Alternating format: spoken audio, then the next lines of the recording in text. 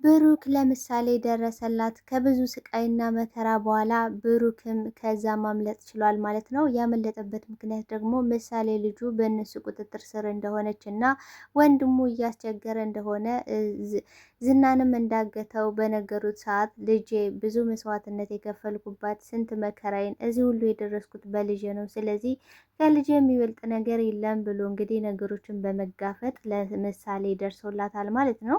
በሌላ በኩል ግን ሞገስ ትልቅ ስህተት ሰርቷል። ምክንያቱም የፍች ወረቀቱን ለማስፈረም ሲል ዝናን እጁን ፈትቶት ነበረ። በዛ መሀልም እንግዲህ ሞገስን ደብድቦ ዝና ማምለጥ ችሏል ማለት ነው። በዚህም ሁኔታ እንግዲህ መድብልና ሞገስ ትልቅ ችግር ውስጥ ገብተዋል።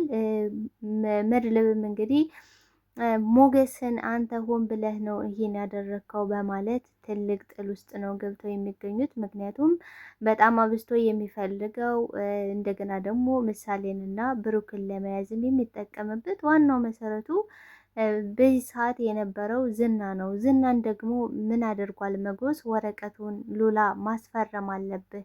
ነጻነታችን የሚታወጀው አሁን ነው። አንደኛ ነጻነታችን፣ ሁለተኛ ደግሞ አንተ ጋር ለመጋባት የግድ እሱን መፍታት አለብኝ። ሲቀጥል ደግሞ ገንዘባችን እያለቀ ስለሆነ ገንዘብም ሊኖረን ይገባል በማለት እንግዲህ ሞገስን ሄዶ እንዲፈርም አድርግ ብላ ልከዋለች። በሌላ በኩል እንግዲህ ካሌብ እቺ ልጅ እኮ ምንም እያስጨነቋት አይደለም ማለት እየተጨነቁላት አይደለም፣ ሌላ አብስተው ከሷ ሌላ የሚጨነቁላት ሰው አለ ወይ ብሎ ለማህሌት ሲደውልላት፣ ማህሌትም እኔ እንጃ ብላለች። ቆይ አንቺ ደደብነሽ እንዴ? ቆይ ዝና ግን ምን አይነት ሰው ጋር ነው እየሰራ ያለው? ቆይ አንቺ ምን አይነት ሰው ነሽ? ለእኔ እንኳን እኔ እንጃ ምናምን የሚባል ነገር አይሰራም። እርግጠኛ ሆነሽ እንድትነግርኝ እፈልጋለሁ በማለት እንግዲህ ቅድስት አለች ብላለች። ቅድስት ታዲያ ምንድናት ብሎ ሲጠይቃት እሷማ የቤት ሰራተኛቸው ናት ስትል ብዙ ነገሮች ነው እየወረደባት ነው የሚገኘው።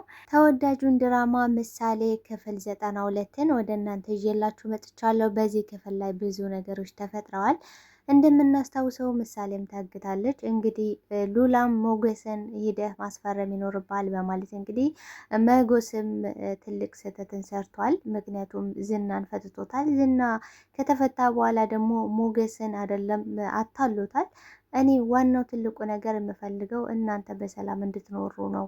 ሉላ ማለት እኮ የህጋዊ ሚስቴ ናት። እኔ በህጋዊ መንገድ ችግር የለብኝም፣ ናፍታኝና እፈርምላለሁ፣ መቼም ባጋጭ አልፈርምልህም በማለት አታሉታል። እንግዲህ ከዛ በፊት ብዙ ነገር ጠይቀው በሰላም እንዲኖሩ መውጣት መግባታቸውን እየተከታተለ ስንት መከራና ሲቃይ ሲያደርስባቸው የነበረ ሰውዬ ዛሬ ላይ ታስሮ ናፍታኝና እፈርማለሁ ሲለው ሞገስ እንዴት ሊያምነው እንደቻለ ምንም አልገባኝም። እውነት ሞገስ ትልቅ ስህተት ነው የሰራ። እንግዲህ ምን ሲለው ነበረ መድብልን በቃ ምሳሌን ለማስፈታት እሱን መልቀቅ አለብን፣ እንፍታው፣ እንልቀቀው፣ ምሳሌ በጣም ታስፈልገናለች። አሁን ብሩክ ቢኖር ኖሮ ዋናው ትክክለኛ ምርጫው የሚሆነው የመጀመሪያ ምርጫው ምሳሌ ናት። ለምሳሌ እኔ ካጠገቡ ነበርኩኝ ለብዙ ዘመናት። ለምሳሌ የማይሆነው ነገር የለም። ይህን ሁሉ መከራ፣ ይህን ሁሉ ሲቃይ እስከ መታገትና እስከ መያዝም ያደረሰው የምሳሌ ጉዳይ ነው። እዚህ ሁሉ የደረሰው ለምሳሌ ብሎ ነው። እና እባክህ እየተሳሳትክ ነው፣ እባክህ ፍታውና በቃ ምሳሌ ትመለስ ሲለው መድብልን ምን ብሎ ነበረ? ምሳሌን እሱን ፈታነውም አልፈታነውም ምሳሌን በፍጹም ሊለቋት አይችሉም። ምክንያቱም እኛ ብዙ ምስጢሮችን አውቀናል። አሁን እኛን አይለቁንም። እሱን ብንፈታው በፍጹም ምሳሌን እያታለሉን ነው እንጂ ምሳሌን አይለቋትም ብሎ ነበረ። እውነት መድብል በጣም ስማርት ነው። አሁን ከነሱ በላይ ሆነው እነሱ ብዙ ስለሆኑ እንደገና ደግሞ የተደራጁና ልምድ ያላቸው የወንጀል ስራን የሚፈጽሙ ሰዎች ስለሆኑ እንጂ እውነት ለመናገር በማሰብ እና በማስተዋል መድብልን የሚበልጡት በምንም ነገር የለም። ቢበልጣቸው እንጂ እነሱ በፍጹም ሊበልጡት አይችልም። ስለበዙ ወይ ደግሞ ኃይል ጉልበት ስላላቸው አይደለም። እንግዲህ መድብልም አልፈታም ብሎ ነበረ። ነገር ግን በስተመጨረሻ እንግዲህ ወረቀቱን ለማስፈረም ሲል ሞገስ ትልቁን ስህተት ሰርቷል ማለት ነው። ምሳሌም እንግዲህ አጋቹን እባክህ ፍታኝ፣ ለምንድን ነው ያመጣኝ ከዚህ? ምን ሆነሃል? ቆይ እኔ የዚህ ምን ልሰራላችሁ ነው በማለት ስጠይቀው እሱም አይ አልፈታሽም፣ አርፈሽ ተቀመጪ፣ ምንም አይነት ጥያቄ እንዳትጠይቂ እያለ እያስፈራራት ነው የሚገኘው።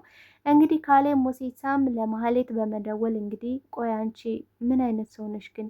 ቆይ ዝና ያለበትን እንዴት እስካሁን ማወቅ ያቅታችኋል? አንቺ እህትሽም ካልዝና የማይገኝ ከሆነ ወንድሜን ካላገኘሁት እመኑኝ ያጠፋችኋለሁ፣ ከአንድ ጉድጓድ ነው ሁለታችሁን እስከነ ነብሳችሁ የምቀብራችሁ ሲላት፣ እሷም እባክህ ትንሽ ጊዜ ስጠን እባክህ፣ እኔም እህቴ ምንም የምናውቀው ነገር የለም እና ትንሽ ጊዜ ብቻ ስጠን፣ ፈልገን እናገኘዋለን፣ እኛ ራሳችን ያለበትን እናሳያለን ብላ ነበረ። ነገር ግን መድብል አሁን ለኤፍራታ ምንም አይነት ቦታ ስለሌለው ምንም ነገር አይነግራትም። የት እንዳለ ምን እንደሚያደርግ በፍጹም ሊነግራት አይችልም። ኤፍራታም እየተንቡቀቡቀች ነው የምትገኘው። ካሌብ በመደወለ ሰዓትም ሽንቷን መቆጣጠር አትችልም ብለሽ በዩ እያለች ነበረ።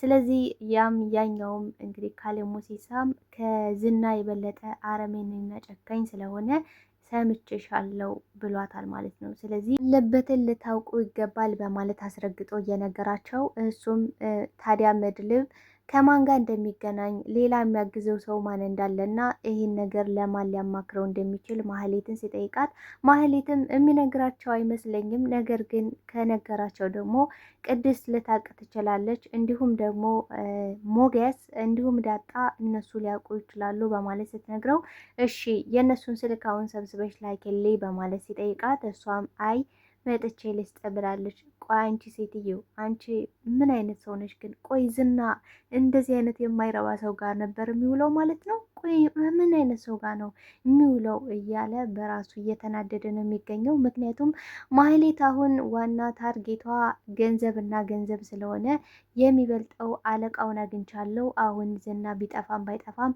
ይህን ለገንዘብ ብዬ ማጥመድ ይኖርብኛል ብላለች። ኤፍራታም እባክሽ አጥምጂውና እኔንም ከሞት አድኚኝ ብላታለች ማለት ነው።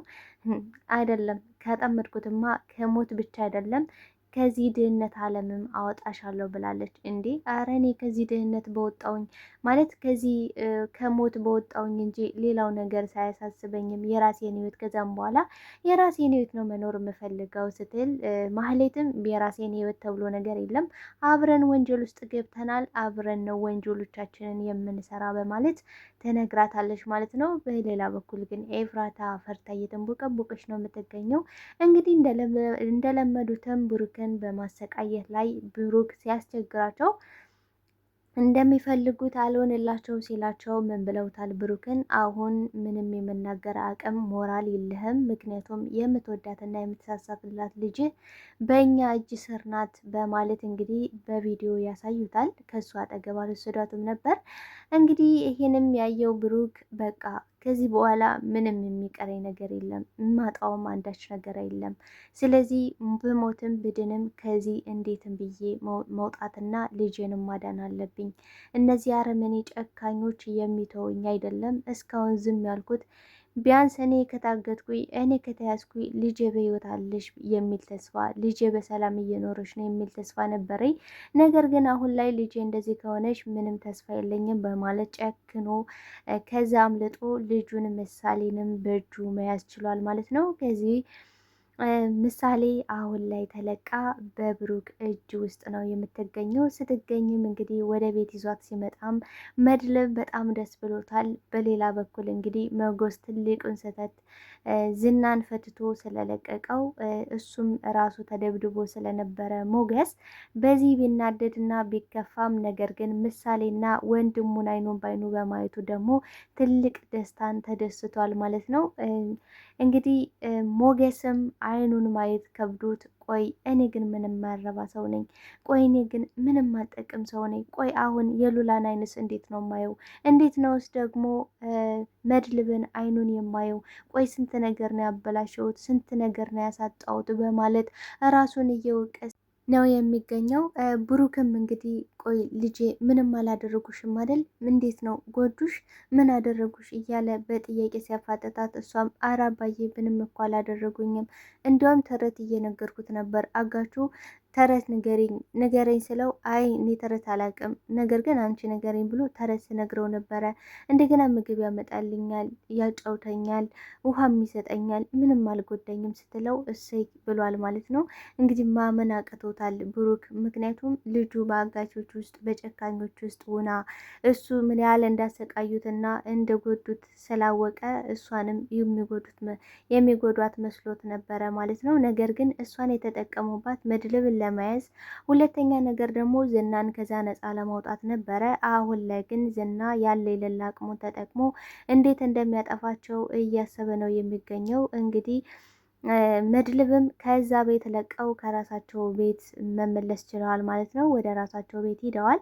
በፊት ቤቱ ተሽጧል የተባለው ቤት አሁን ላይ ቤቱን ለቀው ሂደዋል ማለት ነው። ምክንያቱም በዚህ ውጣ ውረድ ምክንያት ገንዘባቸውን ያለ የሌላ አቅማቸውን ጨርሰው ስለነበረ ለቤት ክራይ የሚከፍሉት አጥተው ስለነበር ወደዛኛው ቤታቸው ወደ ራሳቸው ቤት ገብተዋል ማለት ነው። ሁላችንም አሁን በቤታችን ተሰባሰብን፣ ከዚህ በኋላ ደስታና ተድላ ነው ብለው እየሳቁና እየተጫወቱ ነው የሚገኙ። ቅድስት ምን ብላ ነበረ? ከዚህ ሁሉ ነገርስ ባንፈጠር ይሻለን ነበረ፣ ባንፈጠር እኮ ይህን ሁሉ መከራ እናይም ነበር ስትላት፣ ዳጣም እኔ ያሳለፍኩት የጎዳና ህይወት ተወልጄ ጎዳና ላይ የተጣልኩት በረሃብ በችግር በስንት መከራ ነፋሱና እንዲሁም ፀሐዩ የተፈራረቀብኝ የኖርኩት ትናንትም አልፏል አይደለም ዛሬ። ስለዚህ ምሳሌም ይህ ቀን ታሳልፈዋለሽ እና ትናንት እየሳቀን ነበረ፣ እየተጫወተች ነበረ። ነገም ደግሞ ሳቅና ጨዋታ ይመጣል ታሪክ ሆኖ ይሄንም እንደ ታሪክ አድርጋ እሷም ታወራዋለች ስትላት፣ ምሳሌም ማለትም ቅድስትም አልተዋጠላትም ነበረ። አረውዲያ እሷ ለመከራን የተፈጠረችው ግን ደግሞ መከራን የምትቋቋም ልጅ አይደለችም በማለት ስትነግራት፣ አይ መስሎች ነው ታይ ያልፋል። አሁን ላይ እኔ ደስተኛ ነኝ፣ ቤተሰቦችን አግኝቻለሁ፣ አባት አለኝ፣ እንዲሁም ውሃን የመሰለሽ እህት፣ አበጌን የመሰለሽ እህት ተሰጥተውኛል። ስለዚህ ታይ ተስፋ ትቆርጭ ብላት ነበረ። ዛሬ ግን ታሪክ ተቀይሮ ደስታ በደስታ ሆኗል ቤቱ ማለት ነው። እንግዲህ ብሩክም ልጁን ምሳሌን ይዞ መጥቷል። እንዲሁም ደግሞ መድልብም ተሰባስበው በደስታ ነው የሚገኙት። ነገር ግን ካሌብ እና ዝና ግን ኃይል ላይ የሌላ አቅማቸውን ተጠቅመው እንዴት እንደሚያጠፏቸው እያሰቡ እያሴሩ ነው የሚገኙት። ምክንያቱም መድልብ ብዙ ምስጢሮችን እያንዳንዱን ወንጀሎቻቸውን ነገር ያውቃል። በሌላ በኩል ደግሞ ብሩክ ደግሞ እስከ ዛሬ ሲያሰቃዩት ብዙ ነገር ሲያደርጉት ስለቆዩ በዚህ ይበቀለናል ብለው ስላሰቡ እንዴት እንደሚያጠፏቸው እስከ አንድም ሰው ሳይቀር እስከነ ዘረ ማንዘራቸው ለማጥፋት እየተነሱ እያሰቡ ነው የሚገኙት። ቤተሰብ ቀጣይ ምን ሊፈጠር ይችላል ብላችሁ ታስባላችሁ? ዝና ምን አይነት እርምጃ ይወስዳል ብላችሁ ታስባላችሁ? እንዲሁም በመጎስ እና በሉላይ ላይስ ምን አይነት እርምጃ ሊወስድ ይችላል? በነገራችን ላይ ሉላና መጎስ አሁን ላይ ከባድ ችግር ውስጥ ያለባቸው ይመስላል። ምክንያቱም ዝና ለማስፈረም እፈርማለሁ ብሎ ስለነበረ፣ ስለዚህ ያሉበትን አነፍንፎ እንደሚደርስባቸው እርግጠኛ ነኝ። ምክንያቱም አሁን ላይ አብረው እንዳሉ እናም በቅርብ አብረው እንደሚኖሩም ይህን ሁሉ ነገር ስላወቀ አሁን ዝና በጓደኞቼ በዘመዶቼ ፊት መዋረድ አልፈልግም ብሏል። ምክንያቱም እሱን ረግጣ ወደ ሞገስ እንደሄደች ለማንም ሰው አልተናገርኩም ብሎ ነበረ። ቀጣይ ምን ሊፈጠር ይችላል ብላችሁ ታስባላችሁ ጋይስ? እስኪ ላይክ ሼር እያደረጋችሁ በዛው እንድታበረታቱኝ በአክብሮት ጠይቃችኋለሁ። ተወዳጆቼ አይከፈልበትም። እውነት ለመናገር ለማስታወስ ያህል ነው እንጂ እንደምታበረታቱኝ አውቃለሁ እና እጅግ አድርጌ ነው የማመሰግነው አብራችሁኝ ስለነበራችሁ ስለነበረን ቆይታ። ባይ ቤተሰብ።